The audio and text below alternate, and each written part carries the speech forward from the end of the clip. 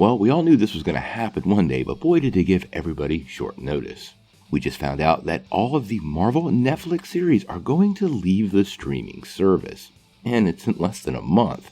Let's take a couple minutes to talk about what's going on with Daredevil and crew, where they might land, and what it could mean for the MCU. Now, before we dive into this though, make sure you hit the like and subscribe button and ring the bell for all the updates. Also, the big giveaway. We're going to give away an Oculus Quest 2 at 50,000 subscribers. All you need to do to get in on our giveaway is be a subscriber and leave us a comment. Also, while you're at it, make sure you check out that free Week of Skillshare down below. It's a pretty cool way for you to develop all of your superhero skills for that never-ending war on crime, all while not diving too deep into your pockets. Plus, it really does help the channel, so we really appreciate it. Well, if we hop into our time machine and go back a few years, we all remember when we found out Daredevil and the rest of the Defenders crew was headed over to Netflix, and that was going to be our place for Marvel TV. Now, obviously, a lot has changed now, especially with Disney+, but yesterday, the team over at Variety dropped a report that was pretty interesting. Now, if you hop over to Netflix, you'll find that Daredevil, Jessica Jones, Luke Cage, Iron Fist, the Defenders, and the Punisher are now notifying users it will no longer be available on the streaming service as of March the 1st, in about 2 weeks. Now, the team over at Variety is breaking down a little bit about what's going on, and it's mostly pretty simple. Basically, the licensing deal is now over. So because of this, the rights to all of these shows have now reverted back to Marvel/Disney. Now, Variety does note that the studio has yet to announce any plans for Daredevil and the rest of the crew. But if we're making any bets, and I tend to agree with these guys here, we're likely to see them very soon either on Hulu or possibly Disney+.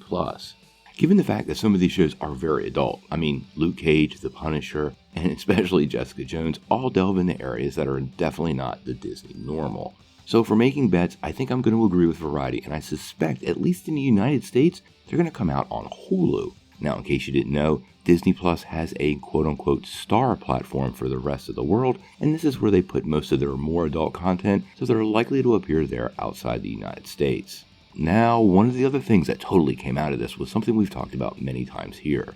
The Netflix Marvel characters were not allowed to appear in the MCU until 2 years after their respective cancellations. This is partially why we finally got Matt Murdock in Spider-Man No Way Home and the Kingpin in Hawkeye, but we had to wait till last December. At this point, it means that all those heroes and villains are now free to appear in the MCU anywhere Marvel Studios sees fit. Now, one of the telltale signs that they point to in the article, and I'm going to agree with them here, is the bigger deal Disney makes out of reacquiring these shows might give us somewhat of an indicator of any plans they have in place. Should they cheerlead one of these characters, it basically means Disney has some plans and they don't want the hype train for that character to die down too much.